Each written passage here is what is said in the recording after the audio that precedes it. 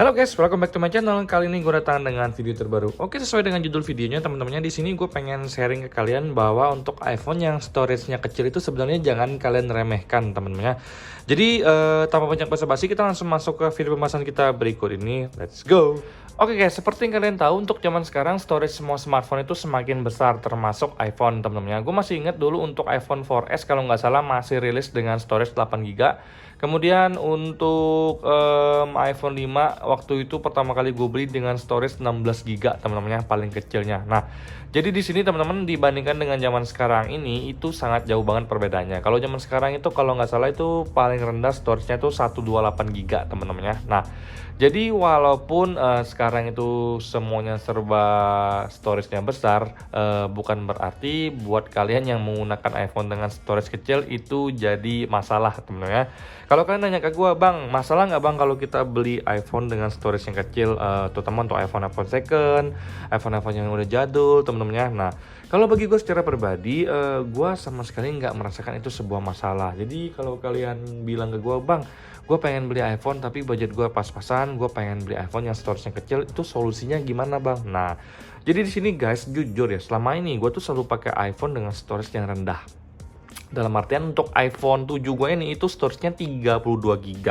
Di sini kita cek bareng-bareng teman-teman ya. Kalau kalian nggak percaya, gue kasih lihat ke kalian di sini tuh iPhone storage-nya tuh di angka 32 GB teman-teman ya. Nah, kenapa teman-teman gue tuh suka banget pakai iPhone dengan storage rendah? Nah, yang pertama itu adalah gue memang jarang ya bikin foto-foto yang banyak, sekali foto banyak, sekali take video tuh banyak, enggak teman-teman ya. Gue jujur guys ya, kalau habis bikin video YouTube itu rata-rata udah gue delete teman-teman, atau kalau enggak gue simpen di laptop gue, karena gue nggak mau iPhone gue tuh storage-nya full. Tapi karena gue tahu iPhone gue storage-nya tuh kecil, jadi gue nggak mau menemuin storage di iPhone gue. Nah, kalau kalian nanya ke gue, bang, tapi kalau misalkan gue tuh kan suka video, suka bikin konten, tapi storage di iPhone gue tuh cuma 64 GB, solusinya apa? Nah, jadi teman-teman, untuk iPhone gue ini itu 32 GB ya. iPhone 11 Pro yang lagi ngerekam ini 64 GB, itu solusinya gue selalu pakai penyimpanan cloud teman-teman ya. Jadi gua tuh pakai penyimpanan di iCloud punya bawaan Apple. Selain bawaan Apple, sebenarnya kalian bisa langganan seperti yang namanya Dropbox teman-temannya. Tapi gua sih lebih prefer untuk langganan langsung dari Apple-nya, yaitu iCloud. Nah, kalau untuk iPhone sendiri itu, kalau iCloud-nya sendiri itu sudah dapat otomatis dari Apple-nya sendiri itu sebesar 5 GB teman-temannya. Jadi 5 GB itu kalian udah dapat penyimpanan gratis dari iPhone sendiri teman-temannya. Nah, jadi di sini teman-teman, kalau kalian lihat sendiri di bagian iCloud-nya, di sini kalian bisa lihat kalau iCloud gua tuh 50 GB. Jadi gua tuh rutin langganan iCloud teman-temannya untuk setiap bulannya. 50 GB ini 15.000. Nah, dia tuh ada pilihannya teman-temannya. Di sini kenapa gua bisa bilang walaupun iPhone kalian storage-nya kecil, tapi bukan berarti kagak guna teman-temannya. Solusinya ya iCloud storage.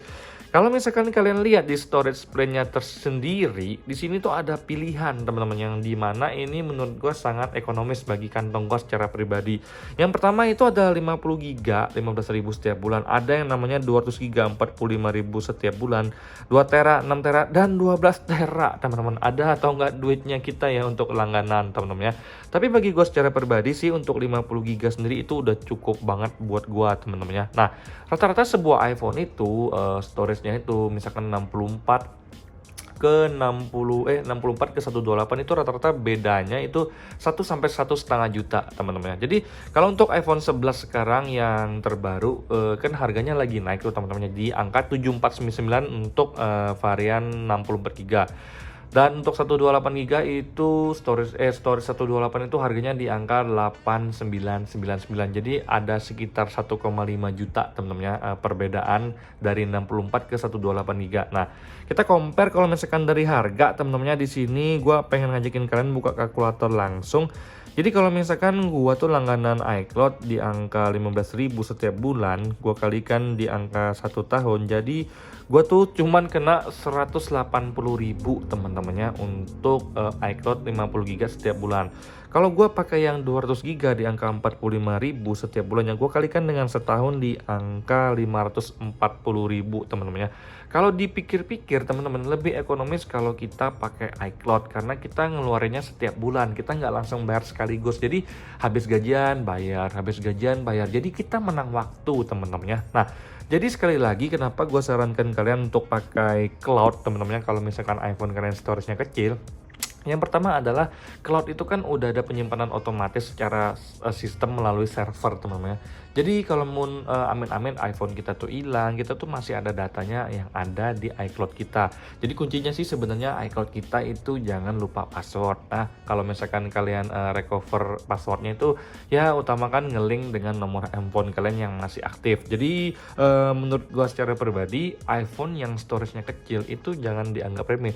Justru iPhone yang storage-nya kecil itu bagi gue secara pribadi sendiri itu punya sisi ekonomis. Oke guys, jadi itu adalah sedikit penjelasan buat kalian yang masih ragu kalau misalkan kalian dapat iPhone yang masih bagus banget ya untuk part-partnya mungkin, terus fungsionalnya masih bagus banget, yang pakai juga awet banget, tapi sayang storage-nya kecil. Sebenarnya nggak apa-apa teman-teman ya. Jadi kalian bisa pakai storage iCloud, bisa pakai cloud yang lain seperti Dropbox mungkin teman-temannya. Jadi semuanya dikembalikan ke kalian. Tapi bagi gue secara pribadi sih selama ini gue sangat-sangat menikmati beli iPhone dengan harga ekonomis dari sisi storage-nya, tapi untuk penyimpanannya itu gue lega banget teman-teman ya. Nah, sekian video gue yang singkat ini, semoga memberikan kalian sedikit informasi teman-teman ya.